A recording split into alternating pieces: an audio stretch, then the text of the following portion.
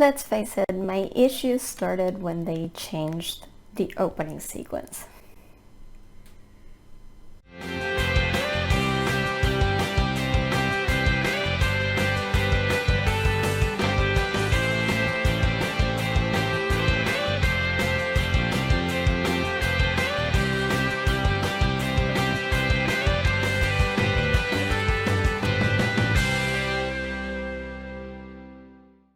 Hi everybody, Carla here. This is my fandom vlog where I talk about my fandoms or fandom in general, and today we are going to talk about the new season of Love, Victor, which just came out on Hulu, or if you're like me and live on the other side of the world, on Disney+.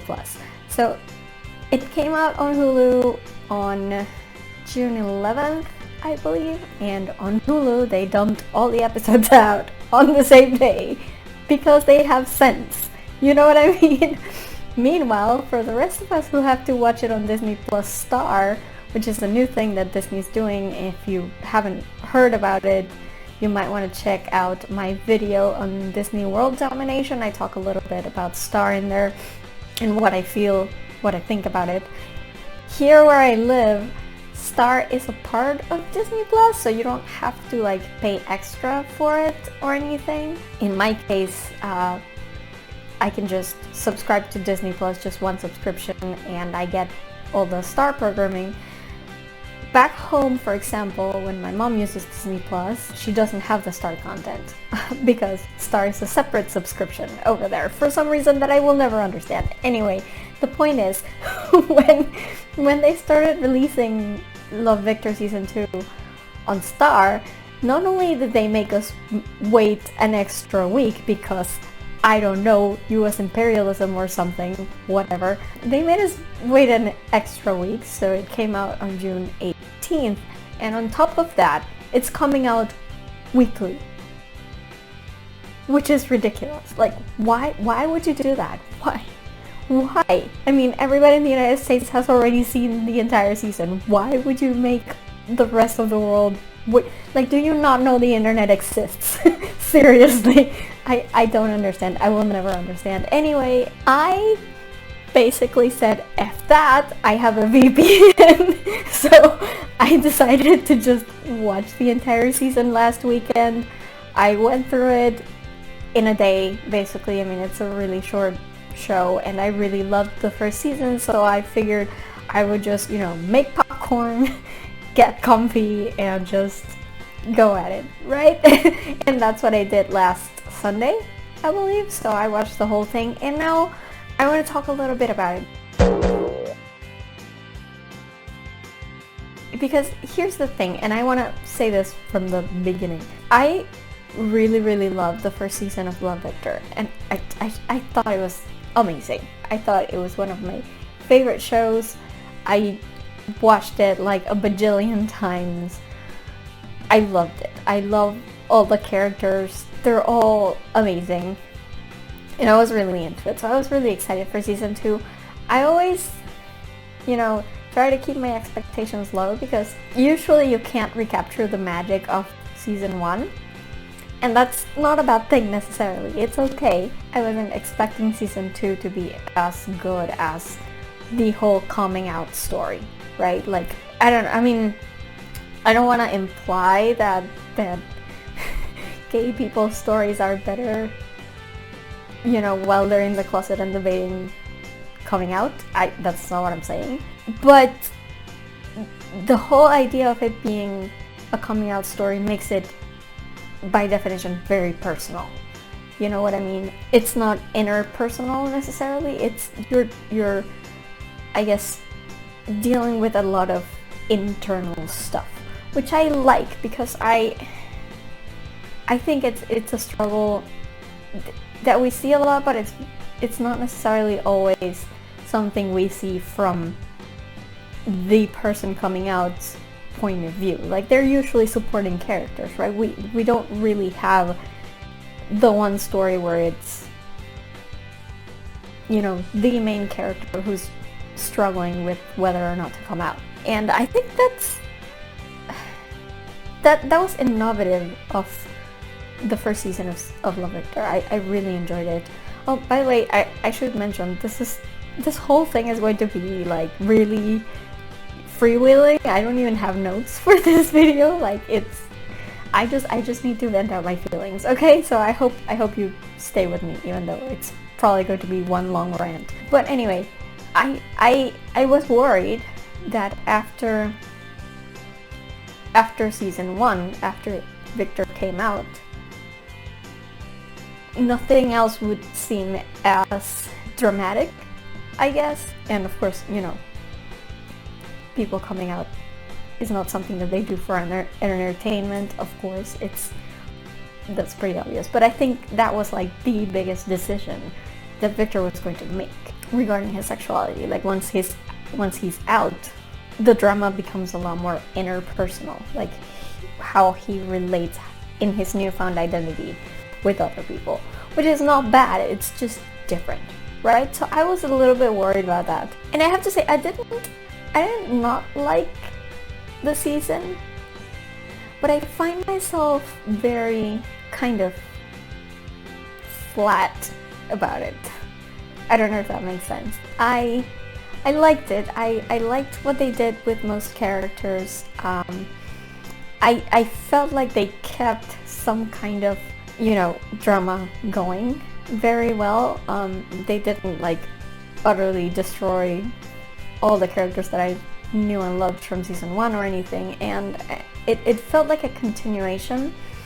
It just, I don't know what it is exactly, but usually when I really like something, like with season 1 of Love, Victor, I will finish watching it and then immediately want to watch it again, you know, or go to Google and start downloading all the pictures of the season. And for some reason, I just haven't felt like that with Love, Victor season 2. Again, let me make this very clear. I did not dislike it. I liked it. I enjoyed it. While I was watching it, I was really into it. But then, after I was done, when it sort of settled on my mind, it was sort of like, okay, you know, that was good. Let's move on to the next one. You know what I mean? And that's not usually how I react with things that I really, really, really love.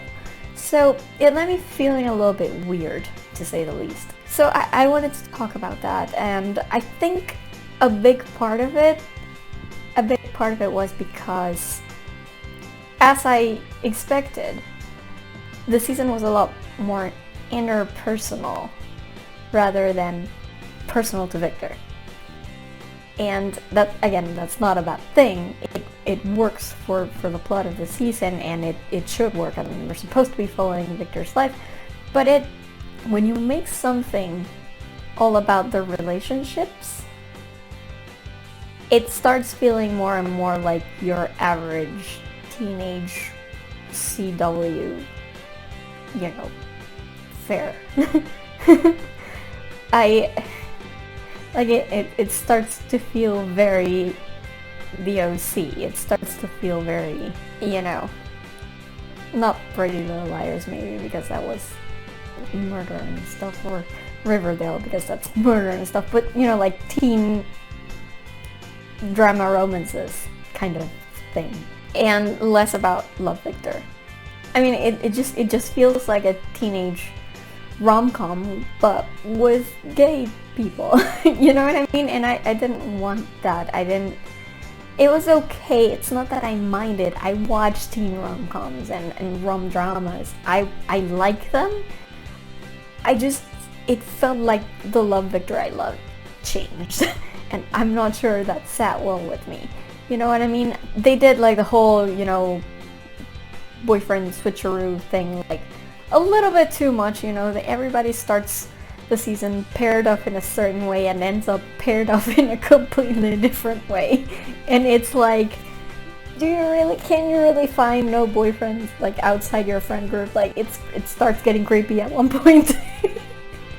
Like, really, are you just going to go through all of them? It's strange. I don't know that I care to watch it again. That's my biggest issue here, and that feels weird because I really loved Love, Victor season 1, and I liked season 2 just fine, and I expected to like feel that eagerness to rewatch and like read fanfic and like, you know, search for pictures to put on my photos folder so they will, you know, slideshow on my screensaver and stuff like that. And I haven't done that, and it's weird.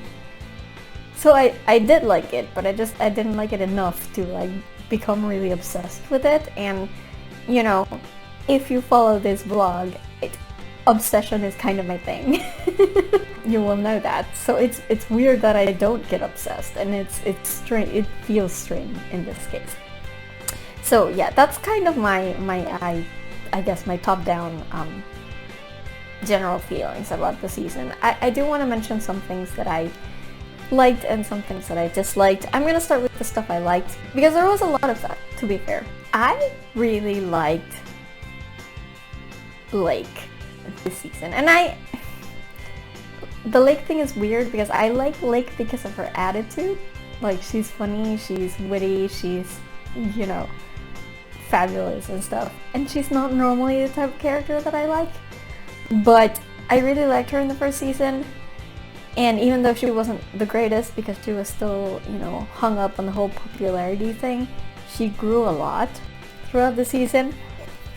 And I feel like she grew even more in season 2. I really, really liked how she was so centered on Felix's problems. Like, even though she's obviously very self-centered and she doesn't necessarily know how to navigate, you know, being someone else's like girlfriend in a way that doesn't have everything to do like with her, that doesn't revolve all around her. She's still a little bit shallow in that sense. Like, she thought, you know, going on a date with to the aquarium with Felix would make him feel better about his mother being committed. Like, it's understandably shallow of her. But I think she, maybe unknowingly, or maybe she was indeed trying, she actually did, you know, try to help him as much as she could. Which is not necessarily her job, but she wants him to be happy, and she wanted him to feel better. And whatever she could do for him to have a better life and for him to possibly stop suffering, she was gonna try, you know, even if it ended up with him breaking up with her in the end. And I think it's kind of sad, because Felix broke up with her because of the whole anglerfish thing. Remember that from season 1? Like, the male just is so dependent on the female that he doesn't care if he has to give his life for her. Yeah, but in this season, Lake was the one doing that. Felix just didn't... I mean, he got it, but he didn't... He couldn't let go of the pain that caused to him. The temporary pain that caused to him. And I'm not blaming him, it's super understandable. He's just a kid, and Lake is just a kid too. Like, I don't expect either of them to be able to solve the problem of Felix's mom. Like, that's way over their heads. But I thought it was funny that he broke up with her because he said he, you know, deserved to have a life of his own, apart, like, not devoted to her entirely, when she was the one that was kind of being really devoted to him. So in that sense, I really liked what they did with Lake, and I really like the twist with Lake in the end, which is, I mean, it's pretty obvious, but I really like it. I liked it for several reasons. Mainly because I really like Lucy. I liked her. I thought she was cool, and then Andrew broke up with her, or she broke up with Andrew, whatever, and I thought we were never gonna see her again, and I was really glad to see her again. And two, I like that twist because, hey, bisexual people exist.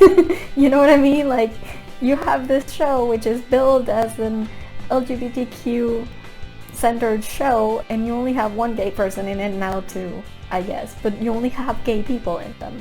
And there's like a lot of different types of people in the LGBTQ plus spectrum, right? So yeah, it makes total sense that one of them would be bisexual, and why not Blake? Like, she's made those comments before, right? Remember? And initially it just seemed like a jokey thing, but why not? You know what I mean? So I'm excited about that. I can't wait to see where that's going, hopefully in season 3. That's really exciting.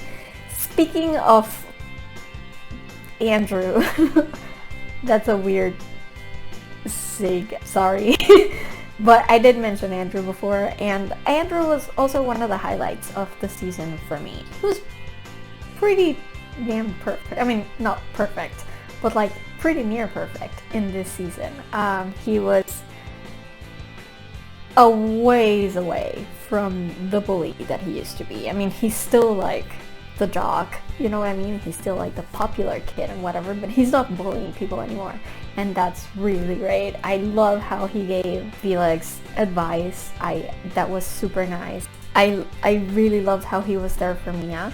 And you know, he wasn't perfect necessarily. Again, he did kind of drag his feet when it came to the Victor locker room thing.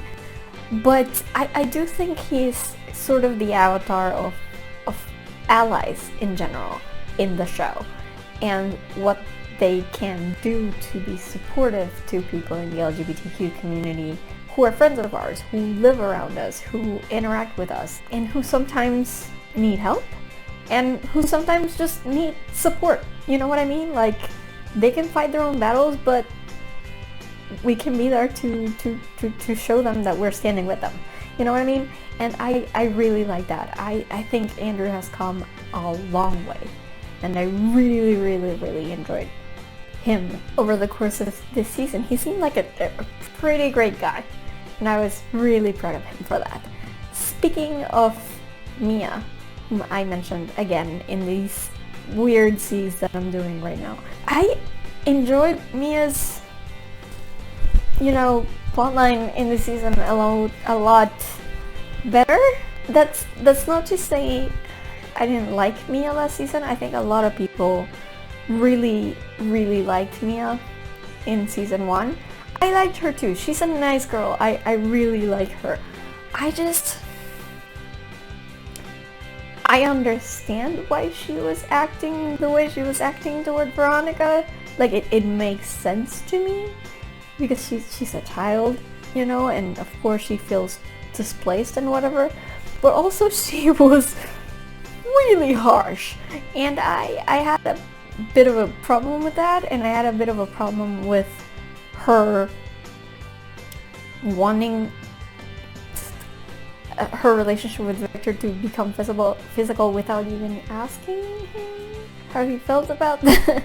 Like, you're just assuming, girl. And like I said, I don't blame her for any of it. She's a teenager. She's gonna, you know, make mistakes. That's fine. And I think she's a genuinely nice girl. But like, as an audience member, I enjoyed her arc this season much better than I did the previous season. I really liked how she interacted with Veronica. Like, now that they're, you know, friendlier, I guess. I liked how she interacted with Victor, though they didn't have a lot of interaction, which is kind of a shame, but I get it. Maybe in season 3 they'll be, you know, back to being best friends, like for real. I like how she handled the Lucy thing. It was a lot less pushy. Let's just say I found it hilarious that she gets this like college boyfriend, and he turns out to be like exactly like Andrew from, is his name Andrew? I can't remember. Andrew from 10 Things I Hate About You. Like, that's so dumb. I love it. It's a classic thing. But then of course she ends up with Andrew, because of course, right? And I enjoyed it. And can I just say, her father's an asshole. He's an asshole. I'm sorry, you don't do that, man. You're an asshole. So I'm totally fine with her like running off to meet her mom. I have a feeling her mom is going to disappoint her because life, but I don't blame her. Like, her dad was an asshole. She's like so resigned to just everything always happening the way her dad envisions it until the end, where she says, you know what, no, it's my life. I don't want to do this, and I'm not gonna just let you uproot me because your career is more important than me. I do think he loves her. I think he doesn't show it enough, and I think he has put his career ahead of her a lot of the time. And you know, money is not everything a child needs, you know, so I'm not very happy with her dad. I did like Mia a lot this season. Someone else I really enjoyed was Raheem. I love Raheem. I adore Raheem. Okay, I think it was a good idea to give Victor someone who could be, you know, the Victor to his Simon, kind of, in a way. I like that idea of like mentoring someone through coming out, kind of. And I like that Raheem gives Victor someone to relate, in the sense that POC parents are not, POC families are not, they're not the same as white families, and it's something that wasn't really touched upon in season 1, and I'm very glad it was touched upon in season 2, and I'm very glad they gave Victor someone who could understand that aspect of his life and that aspect of his coming out. As a Hispanic person, I appreciate it because it's true. I remember watching a lot of reactions to Love Victor season 1, because that's something I also do when I get obsessed about a show that I haven't been doing recently with season 2. But when season 1 came out and I watched it and rewatched it, I also started watching people's reactions to it, to the episodes on YouTube. And something I really noticed was that in episode 5, was it 5? I can't remember. Episode 5, I think, the one with the birthday party where the grandparents come home. Everybody was so quick to be like, yeah, hell no, if the grandpa's homophobic, you can just forget about him. You know, you don't need him in your life. And I get it. Like, I feel that way too. Of course, the grandpa and the grandma need to like get with the program, 100%. But also, you can't just cut your grandparents out of your life. That's not a thing. Like, it shocked me how easy it was for people to say that. Because in my family, my Hispanic family, that's like unthinkable. You know what I mean? Like, if I did something, I'm not LGBTQ, but like if I did something that my grandma was fundamentally opposed to, like if I shot someone or something, and I mean, you know, shooting someone is a bit extreme, but like if I did something really bad and anti-Catholic, probably, like if I had an abortion or something, and my grandma totally judged me for it, I would probably just be like, okay, we don't have to talk about it ever again. Just, you know, keep being my grandma as if this had never happened. And my grandma would probably be just as fine with never bringing it up ever again. And we just go for the rest of our lives just dodging the issue, and it will work. Because, you know what? It's not being true to yourself, but it's in my Hispanic mind, it's better than not having my grandma anymore. You know what I mean? And I know it probably sounds insane to a lot of you, But that's people who are not POC, who are not Hispanic in my case, probably wouldn't understand, because we are so close to our families. Like, my family is such a huge part of me, of my identity, and yeah, that's not a thing. And I liked that they brought in Raheem so Victor could have someone who kind of relates to that, because Benji was never going to. And also the religious aspect of it, because again, if you're not Hispanic and you've never lived in Latin America, you probably will never understand this, but Catholicism is not a religion.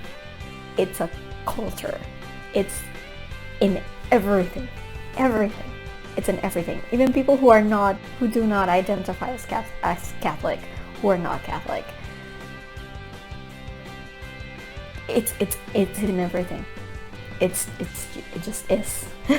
You know what I mean? Like, I haven't been to church in God knows how long, and I don't consider myself practicing, but I was raised Catholic, and I probably always will consider myself Catholic, simply because that's the culture, you know?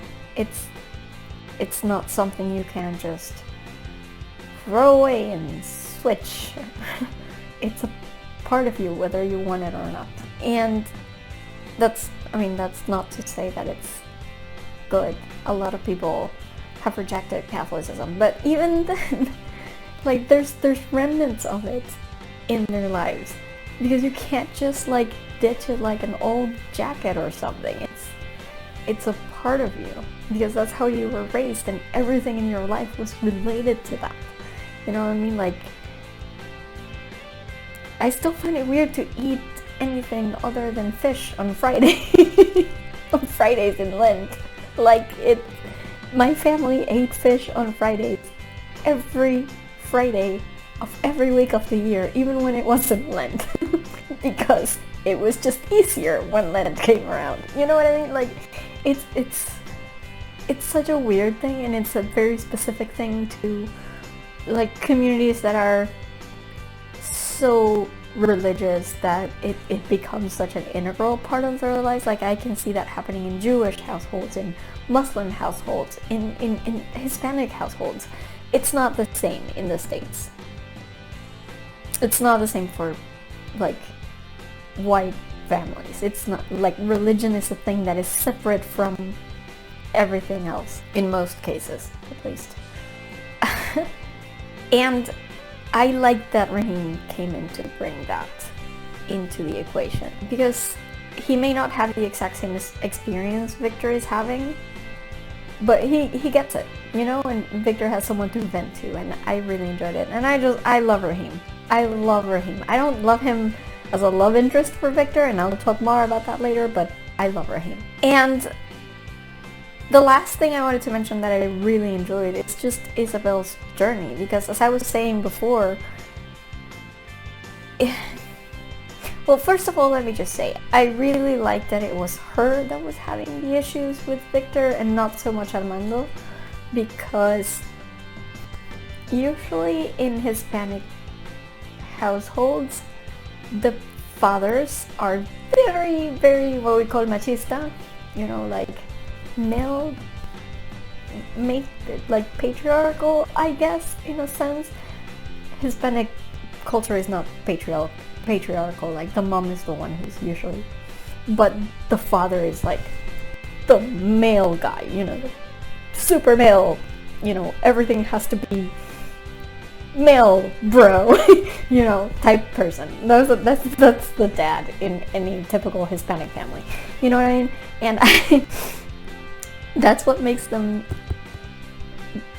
you hear horror stories of people coming out and their parents just like disowning them, because the mom, I mean, when the mom doesn't agree, it's usually for religious reasons, like with Isabel, but usually the father is very strict, like, no, none of that, like, you're not my son anymore, that kind of thing. And it was very refreshing that Armando actually, kind of took it in stride. It wasn't easy for him, but he was trying from the beginning, and I really, really like that, especially since in season 1 it kind of seemed that he would be the one, to have an opinion about it. I really enjoyed that, and I really liked Isabel and her journey through the entire season, because it felt very realistic to me. Again, the religious thing, and I know that it's hard for people to understand, but it becomes such a part of you. It's really hard to you can't just like flick a switch in your head and be like, okay, I don't believe in everything I was taught when I was a child anymore. It's just, you don't do that. People put so much of their trust in the Catholic Church. So much of their well-being depends on the Catholic Church, and so much of their hope for a future after death, because like they put it on the Catholic Church, that it's just not easy. And I know people would look at Isabel and be like, what the fuck took her that long? Like, this is your child, like, get on with it. I get it. I get why it was a process for her. Like I said, I'm not as religious as she is. I was never raised, I was raised Catholic, but it was never that deep with me. Like, that's more of a thing with my mom's generation or my grandma's generation. By the time I got there, religion was already, like, strained, I guess. And I'm a scientist, so I've always been taught to, like, be skeptical of those types of claims. But there's a part of you that sort of compartmentalizes what is true and what is hopeful, I guess, like wishful thinking.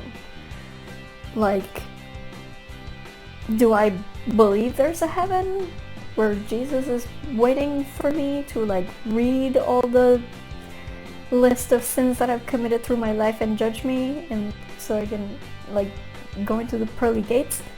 No, I don't believe that's a thing. I'm a scientist. I know there's nothing up there that looks like that. But does it sound nice to be able to spend eternity with your family and the people you love? Yeah, of course it does. So, if I have to be good to have that, like, being good is already something that I'm doing, right? So, like, why not? Why not just go for it? You know what I mean? Honestly, I don't go for that, but I can understand why Isabel would truly believe that following the precepts of the church is a good thing for her and a good thing for her family. But then therein comes the conflict. You know what I mean? Like, she's always been a good Catholic. She's always followed the precepts of the church. And now the church is telling her that her son is a sinner and that he needs to repent and needs to change his ways in order to go to heaven. And she's looking at her son and seeing him and knowing him. She knows him better than anyone. And she knows there's not one sinful bone in his body. And why would anyone not love her son when she loves him so much? Like, why would God not love her son just because he likes boys? And that's the conflict.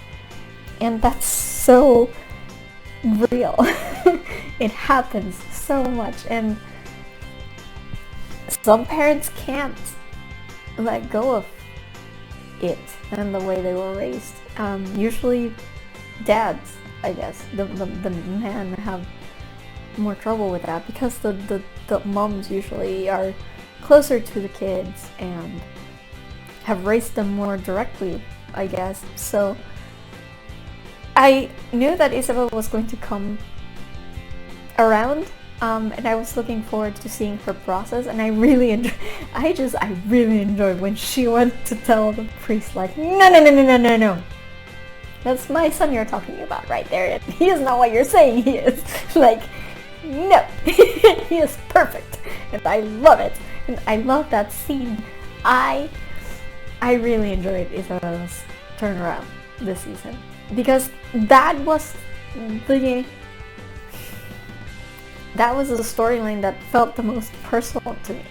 That felt like one person struggling with themselves and their desires and their wants and their hopes, and that's the one that really grabbed me. So I was really happy with Isabel's journey this season. I thought it was lovely, it was well done. And yeah, for everybody who's saying, oh, she should have just been okay with it from the get-go, yeah, that's a very privileged position. I'm aware it's not easy for anyone to feel rejected because of their sexuality. I wish it were that easy. The human brain does not work like a switch. You can't just flick a switch. And she tried. It took her a lot longer than maybe it should have, I guess. Like, it certainly took her a lot longer than it would have taken me. Like, I have no issue with it, obviously. But her circumstances, I understand. And I'm very glad that in the end she came around. You know what I mean? Because Victor's her son. And she's always going to be his mother. And it's not like Benji tried to be like, yeah, well, if she doesn't get it, she doesn't get it, whatever. It's not that easy. You can't just, like, split off from your mom. That's not a thing. I understand this makes no sense for anybody who isn't Hispanic, but, like, I could never. I could never. Like, my mom would have to come around, otherwise I would just, like, jump off a bridge or something. Like, that's not. Cutting her off is not a possibility. So yeah, that's more or less what I liked about this season. Let me talk a little bit about what I disliked about this season, which is, again, the whole thing with the relationship switcheroos. I don't necessarily mind that Benji and Victor had arguments because, you know, they're in a relationship. It's not going to be all happiness all the time. And they were starting off, and they were coming from different circumstances. I didn't expect Benji to understand Victor's family issues for all the reasons I've mentioned. He's just not in the same position. He's not going to understand how important it is for Victor to have his family approve of who he is. You know, Benji just doesn't have that. And I thought that was fair. It's not the fighting that I mind. It's just the fact that the fighting was all they had. Kind of. Again, it was all about the relationship, and it made it feel like a relationship drama rather than a personal drama, you know what I mean? I also don't enjoy the fact that they brought Raheem into the love triangle. I don't like that. Like I said, I love Raheem. I think he's a great addition. I like the idea of Victor being a mentor to someone the way that Simon was a mentor to him. I wish they had left it at mentor. You know what I mean? Like, just because the two of them are gay doesn't mean they have to be a thing. Right? Like, Victor's gay, he has a boyfriend, and they have enough problems without Raheem in the mix to get us through, like, an actual drama season. You didn't need Raheem thrown in there. And I also didn't like I said, I like the idea of Victor being a mentor to someone. What I don't like is that they went ahead, like, step by step with the same beats that they did with Victor, that Simon did with Victor in season 1, kind of. You know, they went to the gay bar and that was that, you know? I understand that Victor is a kid and he doesn't know how to do the mentoring thing necessarily. Like, it's just as new to him as it was to Simon. you don't have to do exactly the same things. I guess I understand why he tried that, because it's what worked for him, but it seems a little bit lazy. I don't know. I didn't enjoy that, especially since Victor had never really done that on his own before. So it's, I don't know.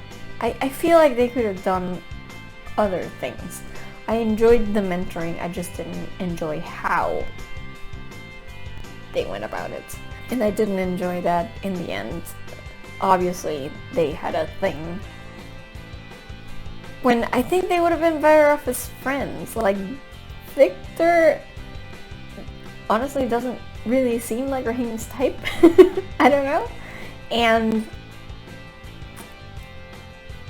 also, like, it feels almost like transference. I don't know, have you heard that term? It's a psychology term. It's when patients start developing feelings for, like, their therapists, because they share things that are so intimate that it kind of feels like real feelings, and they're not. To be clear, it's if transference ever occurs in a psychiatrist psychology setting, ethics dictates that the therapist needs to, like, find them a different therapist because they can't just keep going. That's not ethical. And this sort of felt like that. Like, I think Victor related to Raheem so much better than he did to Benji in the family sense, especially in the cultural sense. You know, Raheem just understood things that Benji could never understand, by the sole reason that he's, you know, white and Anglo-Saxon and secular, that kind of thing. And I feel like Victor could relate so well to Raheem that he started confusing that with attraction. And I don't like that. I don't like that. I mean, they left it at a cliffhanger as usual, because this show likes to do that. But then the cliffhanger in season 1 was so big and so warranted. You know, this cliffhanger just seems like, oh, who will he choose? Team Benji, Team Raheem? Like, I don't want it to be that type of YA love triangle thing. It doesn't have the same impact. So, kind of sucks in that sense. I think they started off well with Raheem, and then when they threw in this love triangle thing, it just kind of veered away from everything I liked. So, yeah, there's that. Another thing I wasn't sure about was Pilar. Pilar had one of the best moments of the season, and it was straight at the beginning. It was right in the scene, right at the beginning, when Victor comes out to his parents and to her. And she just, like, she stops for a second, and then she just gets up and hugs him and tells him that she loves him. And that hit me so hard. I love that so much. That was like Pilar at her absolute best. And then that kind of went away and disappeared. I mean, I'm not saying that she was bad or anything, but she was just kind of there. And let me just say, it's not that I have necessarily a preference for Felix and Lake, or I actually like them both. I liked Felix's interaction with Pilar in season 1, as limited as it was. Like, I really enjoyed it. I could see the crush coming. The crush makes sense. You know what I mean? And I can totally see why Felix would like her. And she did try to help him as much as she could as well. She gave him the money. She was there for him. I thought Pilar was great. And honestly, every time you could see that she was hurting because of her crush, my heart broke for her. Like, I don't mind her liking him. That makes sense to me. Total sense.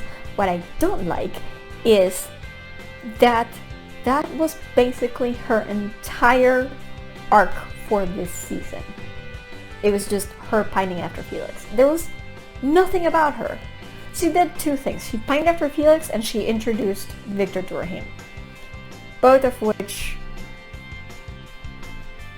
I mean, introducing Victor to Rahim was good, but then she was just like there. You know, all the scenes with her and Rahim together became about Rahim. You know, like, what was going on with Pilar's life? We don't know what's going on with her. Like, her only problem was that she had a crush on a boy who didn't like her. And that's so stupid. Like, Pilar is so great. Even in season 1, she had a lot of conflicts of her own. Apart from Victor, apart from boys. And it kind of hurts. You know, that it feels like she was sidelined, and I don't like it because I love Pilar and she's such a great character. She's so awesome. And you know, I don't mind her with Felix. I will talk more about that later, but like, I wanted Pilar to have something like a storyline of her own, and she didn't. She was just pining for a boy, and I did not enjoy that. Sorry. I hope they do better in season 3.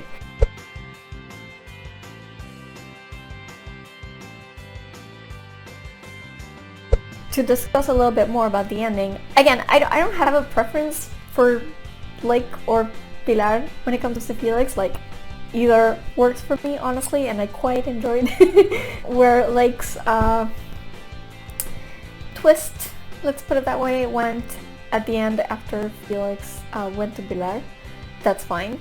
Like, I don't mind Felix and Pilar being a thing. I like it. I like their interaction. I love them in season 1. I just don't like the way they did it. It was weird. Because Felix was telling Victor, like, if you close your eyes and you picture yourself in 5 years, what do you see? Or something like that, right? Again, I've only watched it once. Maybe I got it wrong. But like, if you see yourself in the future, who is the one that you can't live without?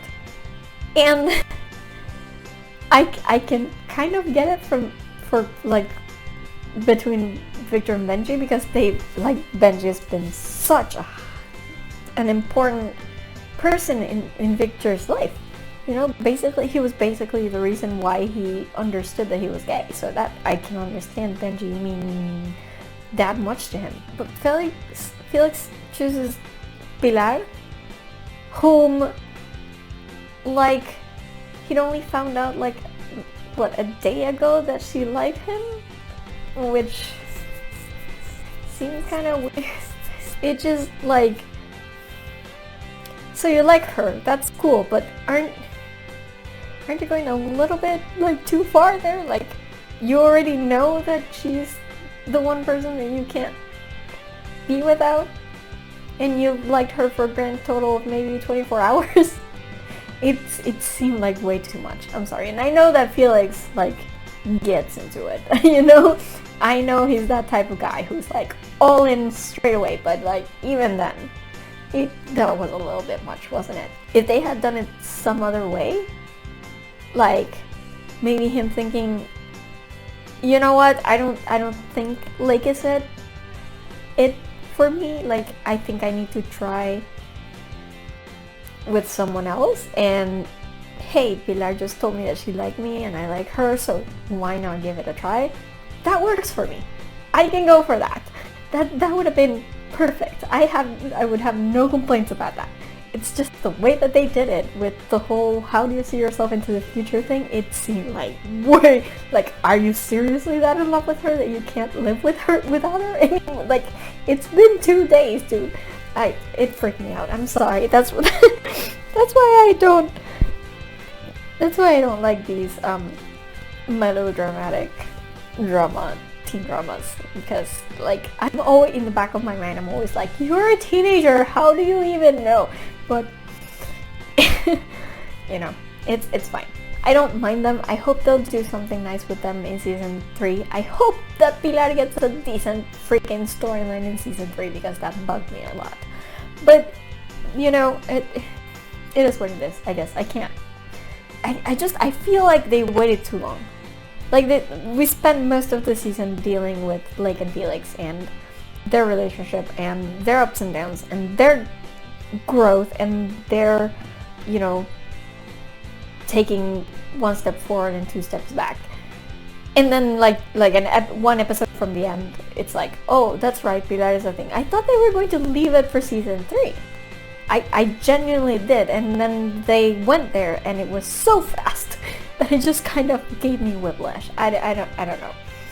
Like I said, if you like Felix and Pilar, that I get it. I'm sure they can do something great with them, and I have no problem with them together as a couple. It was just the way they did it that didn't sit well with me. Yeah, I can't remember what else I wanted to say. See, this is what happens when I don't make notes for these recordings. Whatever. I think that was pretty much all I wanted to say. So I'll just say in conclusion that I enjoyed the season. I'm not saying I didn't, but it didn't feel like the first season, and that bothered me. I guess it felt different. It felt like a rom-com or a teen dramedy type thing. It started getting very like relationship switcheroo-y, like wait, I remember. I remember what I wanted to say. I really like Veronica's. She wasn't in the show enough this season, I don't feel, but I really like everything that went on with her pregnancy. I thought it was very nice. It was a way for her and Mia to bond, but moreover, it's a more adult like issue, and I like that because we had been thrown into this entire season where all the drama revolved around teenagers and their relationships. And while that's usually okay with me, it did feel a little bit more like shallow, I guess. Like, sure, when you're a teenager, it feels like losing your relationship. It feels like the end of the world, of course. I mean, I assume so. I didn't have any relationships when I was a teenager, but whatever. I can understand why you would feel that way, but there are much worse things, you know? And I think Veronica's thing with the pregnancy scare was kind of there to remind me of that, and I really appreciated that. So yeah, that's what I wanted to say about season 2 of Love, Victor. Tell me what you guys think. Like, do you guys agree with me? Do you guys feel that this was maybe not as exciting as season 1? Did you like it as much as season 1? Did you like it more than season 1? Do you think I'm just wrong? Basically, let me know in a comment. And while you're in there, if you like this video, please give me a thumbs up and just subscribe to my channel if you can. It really helps me, and I really love to see people liking and sharing and commenting and subscribing. It just, you know, the YouTube algorithm, all that stuff, all of that engagement is just great for me to get the word out to more people who might like my videos. So please do that. I might be doing another video soon. Like, I know it's been a while since my last one. I had finals, it's a thing, but I might be coming up with another video soon-ish. I just finished watching WandaVision. Yes, I know I'm late. I'm always late with everything, but I finally watched WandaVision and I finished it like this week, and I think I'm gonna do a review on it, and there might be a surprise guest in there, so be sure to stay tuned. No, it's not like one of the actors or anything, it's a friend of mine. I invited a friend of mine to do a review with me. Anyway, if you're into that kind of stuff, you might want to stay tuned, so like click on the notification bell and stuff, because that's how it works on YouTube now, whatever. And in the meantime, you can find me on social media. I am on Twitter and Instagram at girlsareweird with underscores between the words, and I am on Tumblr at girlsareweird with hyphens between the words. You can find a Facebook page for this vlog at facebook.com/FreakingNarnia, and as usual, you can find my main website for this vlog at FreakingNarnia.com/blog. That's blog. All my videos are up there in case you missed any and want to check it out. Just go there, browse around, everything's up there. Also remember that I have a Redbubble store where I make art based on my favorite quotes from my favorite fandoms, and I even have some Love Victor stuff in there, so you might want to check it out. As usual, also remember that I have a Patreon. Up on that Patreon, I post these episodes of the Talks from Freaking Narnia series as podcasts. So if that's more your speed, if you think a podcast is easier for you when you're on the go or whatever, all my episodes, or at least the latest ones, are uploaded there in podcast form. So if you want that, if you prefer that, maybe you want to consider subscribing to my Patreon. I also have different tiers. In the higher tiers, you might find stuff like extra videos that I make that are not open to the public. You might want to check those out. And if you're interested in any one particular video that I uploaded to my Patreon, but don't want to subscribe to a Patreon because, you know, a subscription is kind of a commitment, right? If you don't want to subscribe, you can always just donate to my Ko-fi page, link in the description as well, and just tell me which video you want to see in the note when you make your donation, and I'll get back to you with a way for you to see it. So think about that. And yeah, that's about it for me today. I will see you guys next time, probably with a WandaVision review from all the way in freaking Narnia. Bye everybody. Wait, let me get it. I really liked that it was, oops, sorry, Freaking Narnia freaking no, from all the way in freaking Narnia.